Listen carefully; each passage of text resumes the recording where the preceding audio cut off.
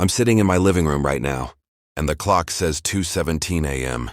It's raining outside, and that sound, soft rain against the window, is the only thing keeping me steady enough to speak.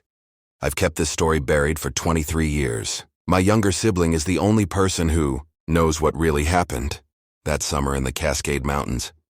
We promised never to tell anyone, not even our mother. But I think it's time people knew the truth about what saved our lives when we were just two lost kids in those woods. I was 8 years old that August, my siblings 6. My parents had decided on one last camping trip before school started. They wanted us to see a hidden waterfall few people ever visited, a place our father had read about in an old hiking book. No cell reception, no crowds, no marked trail, just wilderness. That morning felt ordinary. My father whistled while boiling instant coffee on a small camp stove. The smell of pine resin hung in the air, sweet and sharp. My mother helped us pack snacks, granola bars and trail mix in our little backpacks. The air was warm enough for short sleeves, but cool enough to see your breath if you exhaled hard. We set off around 9, following a path that wasn't really a path. Just a faint track between ferns and moss-covered stones. I remember my father saying, "Keep your eyes open for the ribbons." Someone marked this trail years ago. Every 50 feet or so, a strip of orange cloth fluttered from a branch. It gave me this strange feeling, like we were walking through someone else's forgotten memory. For the first few hours it was beautiful. Shafts of sunlight cut through the trees, making dust motes look like gold flakes in the air. The forest smelled alive, wet bark, crushed leaves, the faint sweetness of decaying wood. My sibling kept finding strange rocks and holding them up to show our mother, who pretended to be an archaeologist, naming each one after imaginary dinosaurs. But around noon, the air changed. The breeze stopped. Even the insects quieted.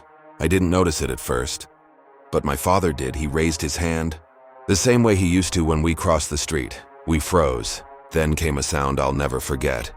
A deep rustling in the underbrush, followed by a grunt that seemed too heavy to come from anything small.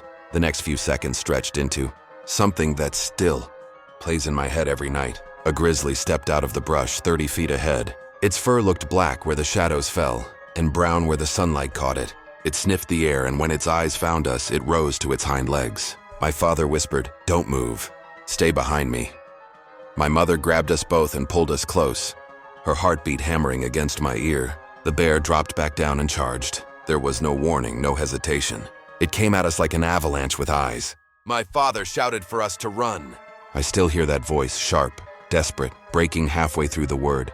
My mother screamed too, shoving us toward the trees, but they ran the other way, toward the bear. I turned once, just for a second, and saw my father swinging his arms, trying to draw it off.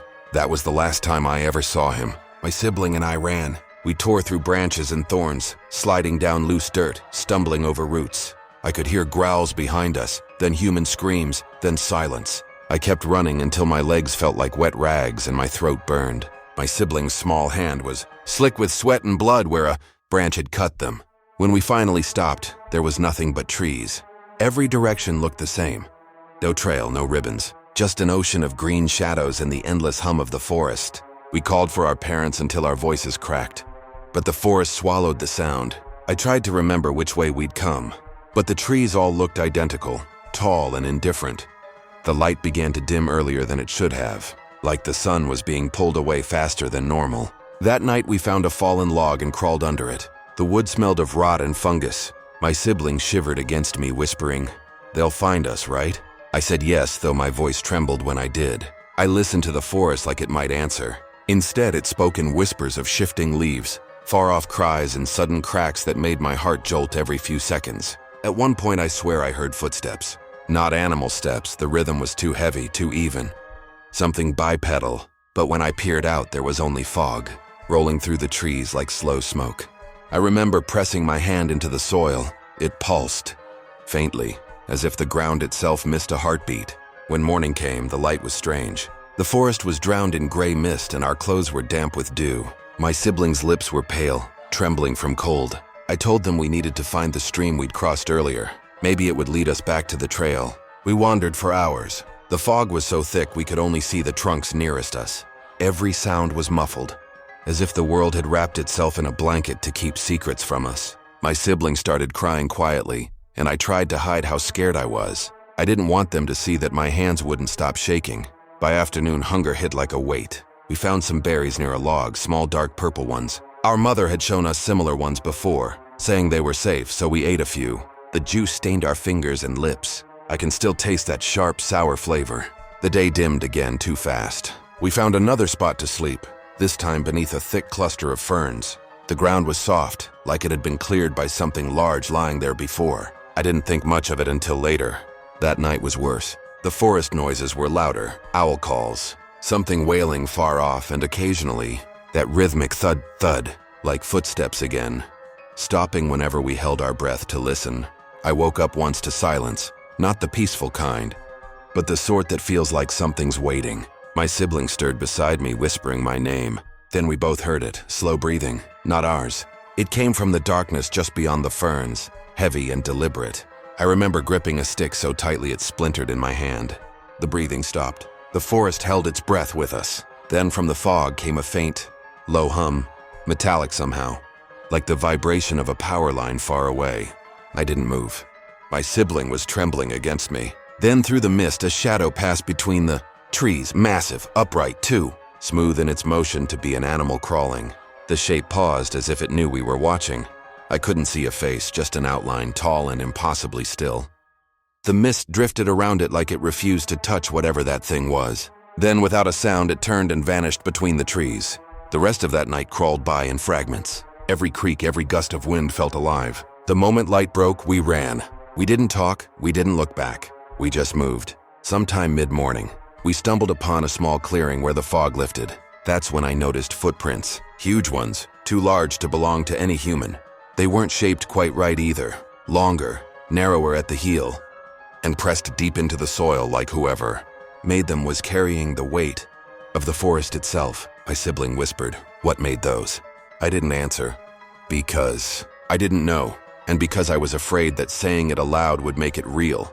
We followed those tracks without meaning to.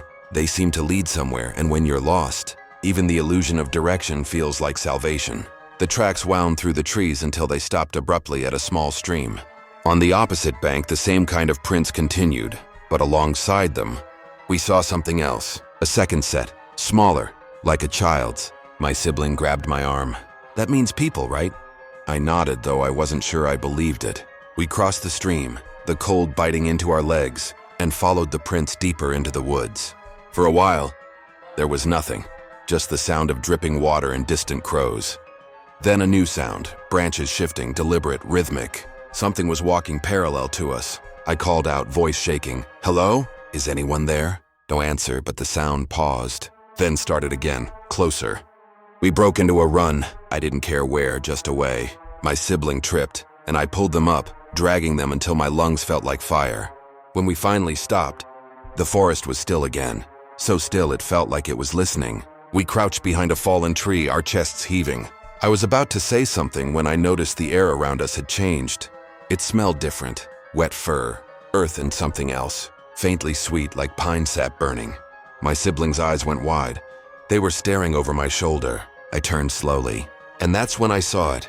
A shape between the trees, tall, broad, covered in dark fur that shimmered faintly where the light hit it. It wasn't moving aggressively. It just stood there watching us. The fog swirled around its legs as if the air didn't dare touch it. Its head tilted slightly, the way a person does when they're trying to understand something fragile. I wanted to scream, but my body forgot how. My sibling made a soft whimper, and the figure's head turned toward them. Then it made a sound, low and resonant like thunder trying to whisper. And then it stepped closer. The ground trembled beneath its weight. Birds burst from the trees, scattering like ash. My heart slammed against my ribs so hard I thought it might stop altogether. The figure raised one enormous hand, not threateningly, but slow, open-palmed, as though it was reaching out. The fog thickened again, curling between us like a curtain. For a moment, I could only see its outline, then nothing, just empty forest. I grabbed my sibling, whispering, "Don't move," but deep inside, something in me knew. Whatever that thing was, it wasn't finished with us yet. The next morning began with silence again, not the kind you wake to after a peaceful night, but the kind that feels arranged, like the forest had decided to mute itself. Dew hung heavy on the branches. My sibling and I sat huddled under a half-fallen tree, our faces sticky with dirt and berry juice. The air smelled of moss and something faintly metallic, as if rain had passed through rust before it fell. We didn't talk about what we'd seen. We didn't have the words for it. When I tried to think about the tall shape from the night before, my mind skipped over the image like a stone skimming water. Every time I tried to picture its face, I saw nothing but mist. We started walking again, following the faint impressions, left in the mud, those enormous footprints that sank deeper than any boot could. I kept telling myself they were old, weathered, maybe stretched by rain, but part of me knew better. The edges were too clean. The soil still held moisture in the grooves, like something had passed through only hours ago. The forest grew denser as we moved. Pines gave way to thick cedar groves that blocked out most of the daylight. The air turned cold and still. Every now and then I heard branches crack somewhere behind us. I wanted to believe it was wind, but the pattern was too deliberate. 3 cracks, then a pause, then 3 again, like a rhythm being kept by something that wanted us to know it was there. Around midday, my sibling stopped suddenly and pointed. Hanging from a low branch was a small shape, something woven from twigs and dried grass. It looked almost like a doll. Not human exactly, but something humanoid, arms bent at odd angles. I reached up and touched it, and the thing swayed slightly, releasing a faint smell of smoke and resin. My sibling whispered, "Who made it?" I didn't answer. The afternoon light faded fast beneath those trees. I realized with a sinking feeling that we'd been walking in circles. A particular stump with a forked shape appeared again, and that was when I lost whatever calm I had left. I shouted, loudly, helplessly, hoping someone would hear. My voice echoed once and vanished like it had been swallowed. By evening, fog was creeping in again. We found another stream, wider than the first, and followed it downstream, thinking maybe it would lead us toward a road. The water was icy, biting at our ankles as we waded across shallow sections. Then I heard it again, that same low hum from the night before, faint but growing stronger. The sound wasn't coming from the sky. It was coming through the ground. Every few seconds, the vibration pulsed under my feet, like the heartbeat of something buried deep beneath the forest floor. My sibling looked terrified, clutching my arm so hard their nails dug in. "It's back," they whispered. We pressed on. The fog thickened until the world shrank to a few feet of visibility. The trees closest to us appeared and vanished like ghosts, stepping in and out of existence. Then through the white curtain, a shadow moved, massive, slow, deliberate. I froze. The shape approached, then stopped at the edge of the fog. A faint outline of shoulders, a head, long arms hanging low. I could feel its gaze before I saw it clearly. My stomach twisted. I didn't know whether to run or kneel. My sibling whimpered softly and the shape shifted, tilting its head in that same curious way as before. Then something I didn't expect, it crouched, slowly, carefully, lowering itself until it was almost at our level. The fog broke just enough for me to see its eyes. Dark, reflective, deep like polished stone. It didn't speak. It just looked. My sibling stepped backward and slipped on wet moss. The sound made the creature flinch. It rose again to its full height, and the world seemed to shrink around it. But there was no aggression in its stance. Its hand, if you could call it that, rose halfway, palm outward. A gesture that felt unmistakably human. I don't remember deciding to move, but I took a step forward. The creature didn't retreat. It stayed where it was, watching. Then slowly it turned and began walking away, stopping after a few strides to glance back, like it was making sure we followed. We did. For hours we followed that shadow through the fog. It moved with quiet precision, never too fast for us to keep up. Always within sight but never close enough to touch. Sometimes it vanished behind trees, only to reappear ahead as if the forest itself was bending to make space for it. Eventually we reached a slope covered in slick moss and fallen branches. The creature descended easily, gripping trunks as it went. I almost lost my footing twice. My sibling stumbled, and before they hit the ground, something huge moved beside them, an arm, or maybe part of its torso, catching them mid-fall and setting them upright. That single touch changed everything. My sibling froze, staring up at it. The creature's hand was enormous, dark fur matted and damp, fingers long and startlingly human-shaped. For a moment, both of them just stood there, breathing in the same slow rhythm. Then the creature withdrew, careful, deliberate, as if not to frighten us. We followed it until the trees thinned and the fog began to lift. That's when we saw where it was leading us, a shallow cave hidden behind a curtain of vines and stone. From outside, it looked like nothing more than another crack in the hillside. But inside, the air was dry and faintly warm. The floor was lined with moss, freshly arranged. The creature gestured toward the cave with one long arm. Then it stepped back, waiting. We hesitated only a moment before going inside. My sibling collapsed almost immediately, too exhausted to move. I stood near the entrance, looking at the figure silhouetted against the gray light. It turned its head slightly, watching us settle, and for the first time since we'd become lost, I felt something I hadn't felt in days. Safety. It left soon after, vanishing into the mist. I didn't know whether it would return, but somehow I knew it would. That night I dreamed of our parents. In the dream, my father stood at the trailhead, calling for us, but his voice was swallowed by wind. Behind him in the tree line, a shadow watched silently, the same tall figure waiting until he turned away. When I woke, my sibling was shaking me, whispering frantically. There was movement at the cave's entrance, slow, heavy steps pressing into the soil. Then the shadow filled the opening. It was back, but this time it wasn't alone. Behind it, faint in the dim morning light, smaller shapes moved. I counted 2, maybe 3, shorter, narrower, moving with the same careful grace. They didn't enter, only lingered behind the tall one, like cautious children waiting for permission. The creature knelt, one knee pressing into the earth, and set down something between us, a bundle of leaves tied together with strips of bark. Inside were berries, roots, and something that looked like smoked fish. The smell made my stomach twist with hunger. It nudged the bundle toward us and waited. My sibling reached first, hesitant. The creature made a sound then, soft, low, almost like a purr. Encouragement. We ate until the ache in our stomachs faded. The creature watched the entire time, silent, patient. Then it made another sound, deeper this time, turning toward the smaller figures outside. They responded with short, high-pitched calls, like a language carried on the wind. The others disappeared into the trees again, and the large one turned back to us. For a moment I thought I saw something, an emotion in its eyes, something achingly familiar. It reached forward slowly and touched my shoulder. The weight of that touch was impossible to describe. Heavy but not painful, warm like the hand of someone who means to comfort, not harm. And then it pulled its hand back, as though realizing it had broken some rule between worlds. We stayed in that cave the entire day, too drained to move. Outside, the fog never fully lifted. Occasionally we heard distant calls, soft, echoing through the woods, but they never came closer. Every few hours the tall one would return, sometimes bringing food, sometimes just standing near the entrance, watching. I began to understand that it was guarding us, but from what, I didn't know. That evening, as the light faded, the forest outside came alive again, branches snapping, low howls rising from the valley below. My sibling clung to me, whispering, "Is it coming back?" I didn't know which it they meant. The tall figure appeared once more at the entrance, blocking out what little light remained.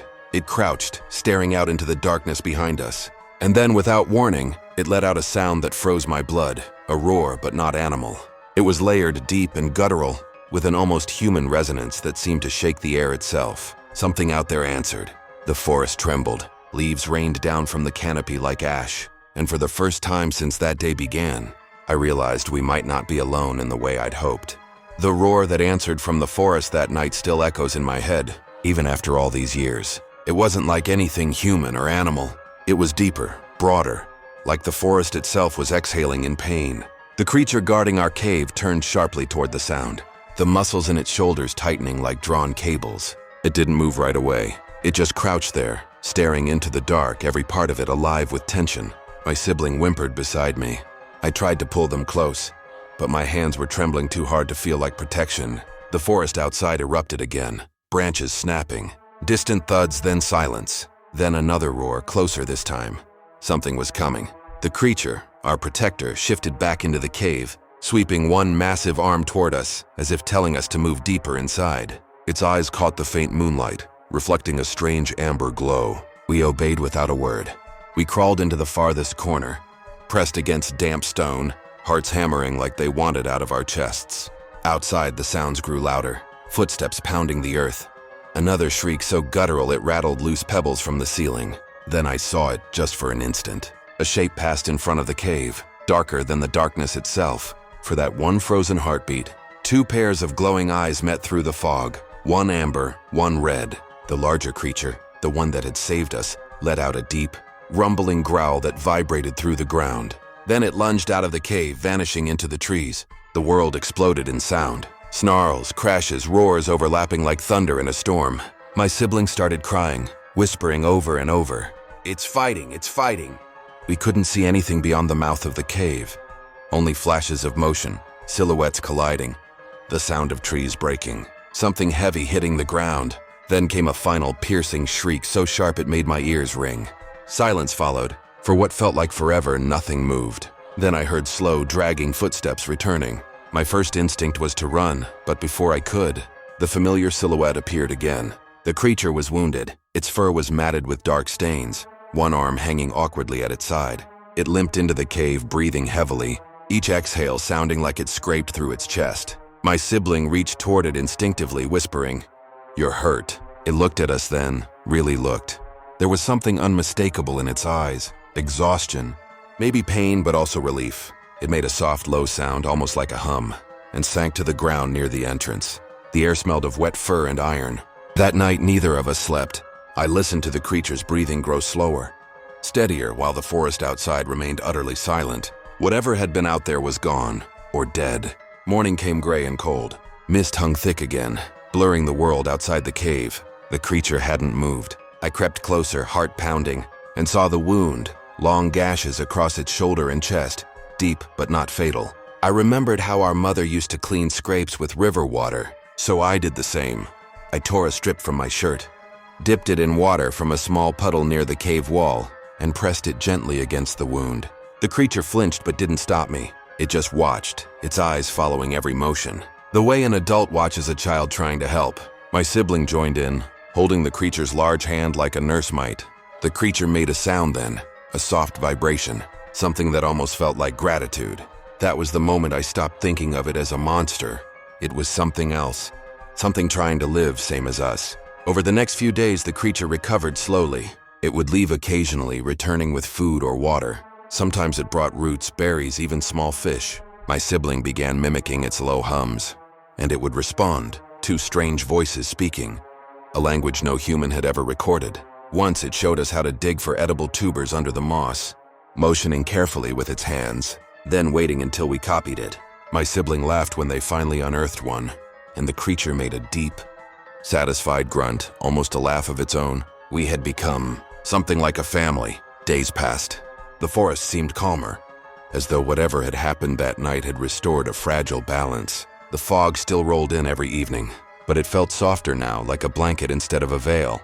Then one afternoon, as we were outside the cave collecting water, my sibling stopped and pointed up the slope. "Smoke," they whispered. I turned. They were right. A thin column of gray smoke curled upward from somewhere beyond the ridge. My heart leapt. Smoke meant fire. Fire meant people. We ran back to the cave to tell the creature. It was sitting by the entrance, grooming its fur with one large hand. When it saw our excitement, it tilted its head, confused. I pointed toward the smoke, miming walking, trying to communicate. "People," I said. "Home." The creature stared for a long moment, then stood. It looked in the direction I'd pointed, sniffed the air, and let out a low sound that vibrated through my chest. Then it crouched and drew something on the dirt floor. Lines, circles, patterns I didn't understand. It pointed to one mark, then to us, then to another mark that looked like a mountain. I didn't know what it meant, but the message was clear in its tone. No, it didn't want us to go. That night it was restless. It paced near the cave mouth, listening to something I couldn't hear. Twice it stepped out into the fog and returned with damp fur, breathing hard as if scouting the area. My sibling and I lay awake, whispering about the smoke, about whether we should run. I could tell they wanted to leave as badly as I did, but neither of us wanted to betray the creature that had saved us. Sometime past midnight, a new sound broke through the silence. Voices. Human voices, distant but real. My chest tightened. They were calling names, our names. I sat up fast, shaking my sibling awake. The creature froze mid-step. It had heard them too. I called out before I could think. My voice echoed out of the cave, swallowed by the trees. A few seconds later, a shout came back, clear, human, desperate. "Hello, who's there?" I turned toward the cave entrance, ready to run, but the creature stepped in front of me, blocking the way. Its hand rose, not to strike, but to stop. The look in its eyes, God, I still remember it, wasn't anger. It was sorrow. We heard footsteps now, several of them, crunching through leaves, accompanied by the distant crackle of radios. My sibling whispered, "They're here. We're saved." But the creature wasn't moving aside. Instead, it lowered itself, reached forward, and gently placed its massive hand on my shoulder, the same way our father used to before saying goodbye. I understood somehow that it couldn't be seen. It didn't want to be seen. It picked up my sibling effortlessly, as if they weighed nothing, and gestured for me to follow. Then it led us out the back of the cave, through a narrow passage that opened into thick underbrush. We followed in silence, branches scratching at our faces, our breaths loud in the dark. After what felt like hours, the forest thinned, and we emerged at the edge of a clearing. Through the trees, I saw a cabin, a ranger station. Maybe lights flickering in the windows, civilization. My heart soared. We were safe. But when I turned to thank the creature, it was already stepping back into the shadows. "Wait!" I shouted. My voice cracked. It stopped, turned. For a moment, its face caught the moonlight. Its eyes looked softer now, tired, almost human. My sibling reached out toward it, tears running down their cheeks. "Don't go," they whispered. The creature made one low, rumbling sound, a tone so deep it felt like it came from the earth itself. Then it lifted one massive hand in what I could only interpret as a wave. Slowly it turned and disappeared into the forest. The trees swallowed it whole. We ran the rest of the way to the cabin, crashing through ferns and dead leaves until human voices surrounded us. Flashlights, shouts, warmth. People were crying, hugging us, asking questions we didn't know how to answer. They asked where we'd been, how we'd survived. I opened my mouth, but no words came. My sibling squeezed my hand and I understood. We wouldn't tell. Not about the creature, not about the nights it guarded us, or the sound it made when it bled, or the way it carried us through the fog like we were something worth saving. No one would have believed us anyway. In the morning, they took us to a hospital in town. They found our mother, broken but alive. My father hadn't made it. I remember her hugging us so tight it hurt, whispering prayers of gratitude while tears soaked our hair. Reporters came, cameras flashed, questions poured in, but I stayed silent. Every word I didn't say felt like a promise to the thing that had saved us. Years later, when I returned to those mountains, I tried to find the cave. The trails had changed. Trees had fallen. Rivers had shifted course. I searched for days, but nothing was where I remembered. Only once, near dusk, I found a strange mark, carved into a tree, a simple symbol that looked like a hand with 3 long fingers. It was fresh. I went back one last time in the summer of 2019, 23 years after the disappearance. I told everyone I was hiking, but the truth is I went to find her.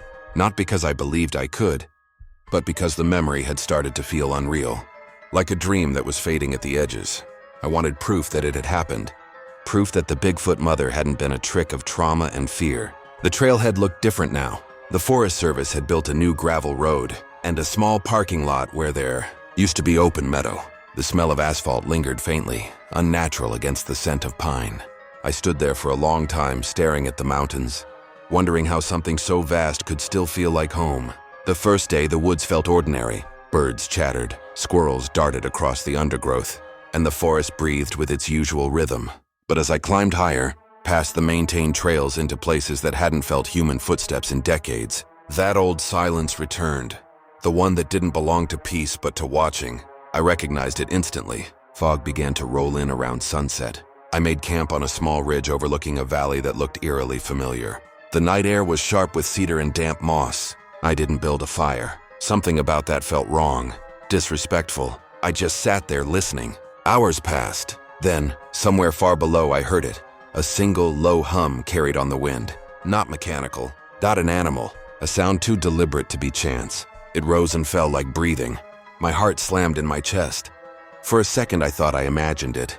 But then it came again, closer this time, soft, resonant, impossible to locate. The fog thickened until the forest disappeared, and all that was left was sound and heartbeat. I whispered into the darkness, "It's me." No answer. Only that slow, rhythmic hum, circling the ridge like the forest was remembering my name. When dawn broke, the fog lifted just enough to reveal the valley below. I could see faint impressions in the dew, large, deliberate, leading into a grove of trees where sunlight barely reached. I followed them. The ground felt soft beneath my boots, every step muffled. The further I went, the colder it got, as though the air itself was thinning. Then I saw it, carved into a fallen cedar, a handprint. 3 long fingers, 1 smaller thumb, pressed deep into the wood as if it had been made yesterday. I touched it. The wood was smooth inside the grooves, like it had been polished by time or by touch. I sat there for a long time, hand pressed to that mark. And for the first time in years, I cried. Not out of fear or grief, but something deeper, a longing I didn't know how to name. I left the valley soon after. On the way down, I passed a team of hikers coming up. One of them stopped and asked if I'd heard the strange calls that morning. I told him it was probably wind in the canyons. He smiled and nodded. But I could see curiosity in his eyes, the same hunger that had driven me here. I hoped he wouldn't go too far. Back home, I kept dreaming about the cave. Not as it was, but as it might be now, overgrown, reclaimed by moss and time. In the dream, she's still there, moving quietly through the fog, her footsteps careful not to wake the world. Sometimes she stands at the entrance, looking out toward the mountains, waiting for something that will never return. My sibling still refuses to talk about it in detail. We both built lives, families, careers, but that summer never left us. They became a ranger, working in forests like the one that nearly took us, protecting wildlife, keeping people safe from what they can't understand. I think that's their way of honoring her. A few years ago, my sibling sent me a photo from one of their patrols. It showed a tree snapped cleanly in half, 10 feet off the ground. No signs of rot, no storm damage. At the base of the tree was a pile of smooth river stones, arranged in a perfect circle. No footprints around it, just that quiet offering in the dirt. The caption said only, "She's still out here." Sometimes when I'm hiking with my own children now, I catch myself teaching them the same things she taught us. How to move quietly, how to listen before you step, how to tell safe berries from poison. They laugh when I tell them the forest is alive, that it remembers kindness. I never tell them why I believe that so deeply, but every once in a while, when the woods go silent and the air feels charged with something unseen, I stop and listen. There's a rhythm hidden in that quiet, a slow pulse beneath the noise of the world. And if I close my eyes, I can almost hear her breathing, steady, patient, eternal. I think she's watching still, not haunting, not hiding, just making sure the forest remains what it always was, a place where the lost can be found if only for a little while. And in those moments, I feel it again, the same strange comfort I felt as a child wrapped in her warmth, the scent of cedar and earth surrounding me, the heartbeat of something vast and gentle moving through the soil. People spend their lives searching for proof of creatures like her, chasing tracks and blurry photographs. But the truth is, she doesn't need to be found. She's part of the wilderness itself, its pulse, its silence, its mercy. And I know, as surely as I know my own name, that if someone else ever gets lost out there, alone and afraid, she'll find them too. Because once she found us, and she never stopped watching.